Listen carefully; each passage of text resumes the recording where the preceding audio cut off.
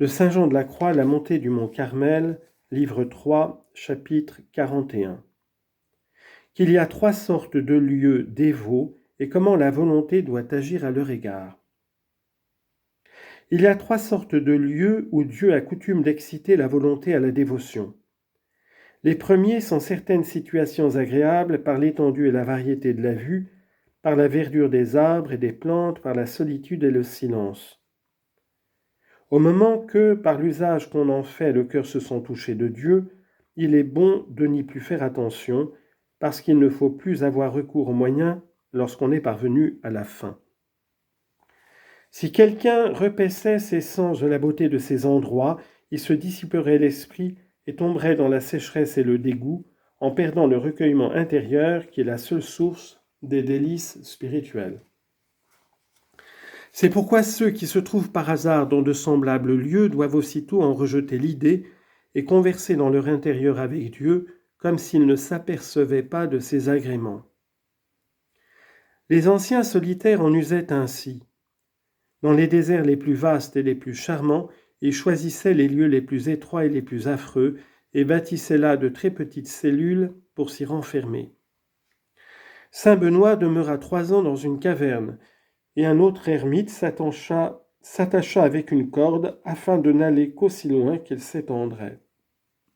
Je laisse les autres saints qui ont observé cette méthode pour conclure qu'ils étaient persuadés que s'ils ne méprisaient tous ces attraits extérieurs, ils ne pourraient obtenir de Dieu ni les consolations de l'âme, ni la vie intérieure. Les seconds sont des lieux particuliers, soit qu'ils soient écartés de tout commerce, soit qu'ils ne le soient pas. Dieu y communique souvent à certaines personnes des dons spirituels pleins de douceurs intérieures, de sorte qu'elles ont toujours un grand penchant pour ces endroits-là et qu'elles désirent quelquefois même, avec inquiétude, d'y revenir.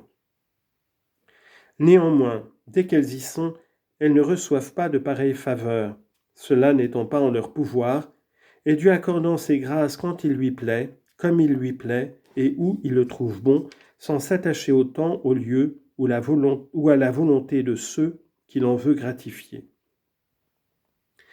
Il sera cependant utile d'y aller quelquefois faire l'oraison, pourvu que le cœur ne s'y affectionne pas. On en peut apporter 3 raisons. La première, Dieu veut que cela lui donne des louanges là même où il les a comblés de bienfaits. La seconde, ils se souviennent mieux de le remercier de ses dons. La troisième, ce souvenir donne plus de vivacité à leur dévotion. C'est pour ces causes, et non par l'espérance des mêmes biens, qu'ils doivent fréquenter ces lieux, parce que ce n'est pas le lieu, mais c'est l'âme qui attire les libéralités de Dieu sur elle, étant seule parmi les créatures matérielles, un sujet propre à en être favorisé. Ainsi Abraham dressa un autel dans le lieu où Dieu lui avait apparu, et il invoqua son saint nom. Genèse chapitre 12 verset 7. Il y passa en revenant d'Égypte et il fit la même chose. Genèse chapitre 12 verset 4. Jacob fit aussi un autel d'une pierre ointe d'huile dans l'endroit où le Seigneur s'était montré à lui en haut d'une échelle. Genèse chapitre 28 verset 18. Enfin Agar, pour distinguer le lieu où un ange lui avait parlé de la part de Dieu, lui donna ce nom. « Vous, mon Dieu, vous m'avez vu, car j'ai vu le dos, dit-elle, de celui qui me regarde. » Genèse chapitre 16 verset 13. La troisième sorte de lieux sont ceux que Dieu destine par un choix spécial à son service.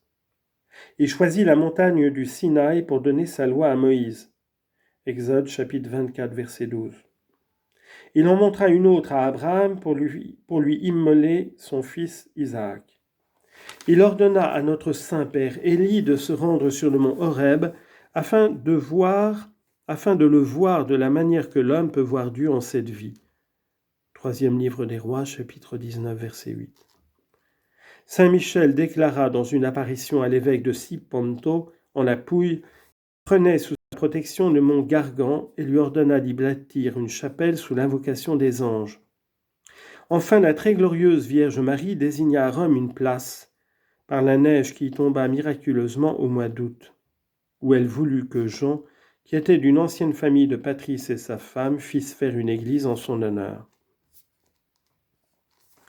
Dieu seul sait pourquoi il veut être ainsi servi et glorifié en un lieu plutôt qu'en un autre. Pour nous, il suffit que nous soyons persuadés qu'il fait ce choix pour notre bien et qu'en quelque endroit que nous lui demandions quelque chose avec foi et avec confiance, il écoutera tous nos vœux. Cependant, lorsque nous le prions dans les lieux qui sont consacrés à son culte, il y a plus de sujets de croire qu'il nous exaucera, puisque c'est pour cette fin qu'ils lui sont dédiés. Chapitre 42. Des autres choses qui nous animent à l'oraison, telles que sont les différentes cérémonies que plusieurs pratiquent. On peut tolérer, en quelque façon, le plaisir qu'on prend aux choses dont nous venons de parler et l'attachement qu'on a pour elles, parce que s'il y a de l'imperfection, il y a aussi de l'innocence. Mais on ne peut supporter la grande confiance que quelques-uns mettent dans les cérémonies que des gens peu éclairés et même très éloignés de la pureté de la foi ont introduites.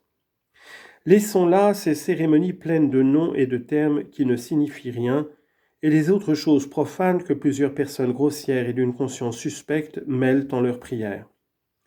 Il est évident qu'il y a du mal et du péché, et souvent même il s'y trouve un pacte secret avec le démon, ce qui attire sur ces malheureux la colère de Dieu. Je ne veux traiter ici que des cérémonies que plusieurs, qui n'y découvrent rien de mauvais, observent par les mouvements d'une dévotion que je n'ose appeler indiscrète. Ils s'imaginent qu'elles ont une si grande vertu et ils fondent sur elles leurs espérances de telle sorte qu'ils se persuadent que, s'ils en omettaient la moindre en leur prière, ils n'en recueilleraient aucun fruit et que Dieu ne remplirait pas leur attente. En quoi sans doute ils commettent une grande irrévérence contre la majesté divine. Par exemple, ils veulent qu'un tel prêtre et non pas un autre dise la messe, avec un tel nombre de cierges, ni plus ni moins, à telle heure et non à une autre, un tel jour et non avant ou après. S'ils font faire quelques pèlerinages, ils ordonnent qu'il y ait tant de stations et qu'on les fasse en tel temps et à telle heure, qu'on y dise tant d'oraisons avec telle cérémonie, telle posture de corps et autres circonstances, sans en omettre ni en changer aucune, quelque petite qu'elle soit.